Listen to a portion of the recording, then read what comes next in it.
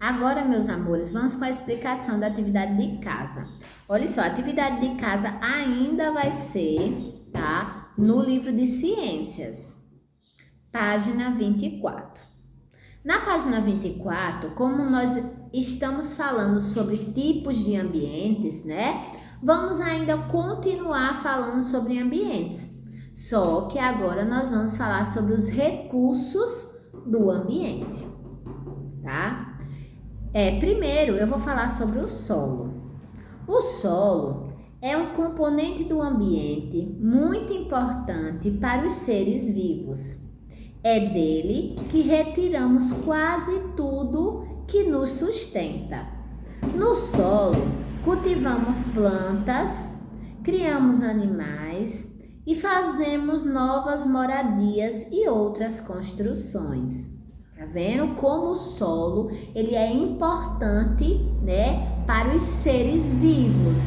É nele que se produz os alimentos, é nele também que a gente vive e também é nele que construímos as nossas moradias. Então, o solo ele é muito importante para os seres vivos. O solo serve de base para as raízes e fonte de nutrientes para as plantas e abrigo para muitos animais. O solo é constituído de rochas que passaram e vêm passando por muitas transformações desde que o planeta se formou. Então, desde que o planeta se formou, que o mundo fez mundo, o nosso solo ele vem passando por diversas transformações, né? Vocês podem observar essas transformações a partir dessas imagens que estão ao lado. Olha só. Essas imagens aí tem no livro de vocês. Vocês podem observar quais foram as transformações ocorridas no solo, né? Durante anos, desde que o mundo se fez mundo, né? Aqui primeiro, ó, não tem nada, né? Só a nuvenzinha de chuva. Aí no segundo exemplo tem a formação já, né? Do nosso solo, da nossa terra, né? Aqui já tem a presença de um ser vivo, que é as plantas. Aqui abaixo já tem o sol, já tem mais seres vivos, tem a presença de uma corrente de água, né? Aqui abaixo já tem uma linda riqueza, né? Depois dessas transformações, aqui o nosso planeta já bem formadinho, certo? E o solo, ele é constituído, né, de restos de animais, de vegetais e de pedras rochosas, tá? No solo é depositado tudo isso, tá? Pedras, restos de animais e vegetais, certo? Agora, meus amores, acompanhem com tia Mica, página 25. Na página 25, eu vou falar para vocês sobre os tipos de solo. Os solos, eles podem ser arenosos e também podem ser argilosos. Eu vou definir para vocês o que é um solo argiloso e o que é um solo arenoso. O solo arenoso é um solo seco, que tem muita areia misturado à terra. Então, solo seco, né, que tem a grande presença de areia, é chamado de solo arenoso. O solo seco é o solo arenoso. Já o solo argiloso é o contrário. No solo argiloso há excesso de água, né? A presença e o excesso de água no solo argiloso, tá? Arenoso, solo seco com a presença de areia. E o solo argiloso é um solo com excesso de água. Da página 25, nós vamos até a página 26. Agora nós vamos falar sobre o cultivo no solo, né? Como eu disse a vocês no início, o solo ele serve para plantar, né? E para ter um solo bem preparado, né, devemos cumprir certas etapas. Agora, na página 26, vai falar para vocês sobre irrigação e sobre drenagem.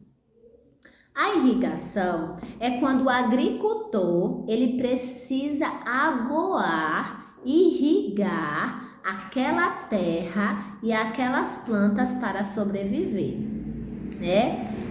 O solo arenoso, geralmente o solo seco, ele precisa de uma boa irrigação, tá? Então, irrigar é o mesmo que aguar, porque as plantas elas precisam de água para sobreviver. E a drenagem é o oposto. A drenagem ela é uma etapa de retirar a água do solo.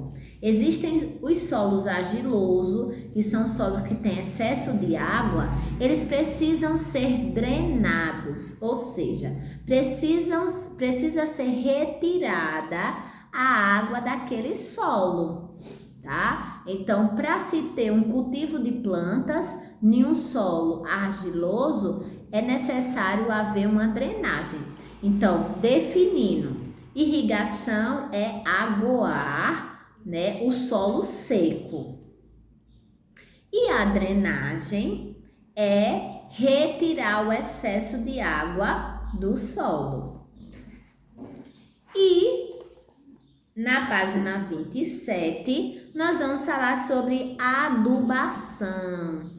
A adubação é um processo de enriquecimento da terra. Então, quando se precisa deixar a terra fértil, o que é fértil? É a terra rica em nutrientes. Então, quando se precisa deixar uma terra rica em nutrientes, é necessário que haja adubação.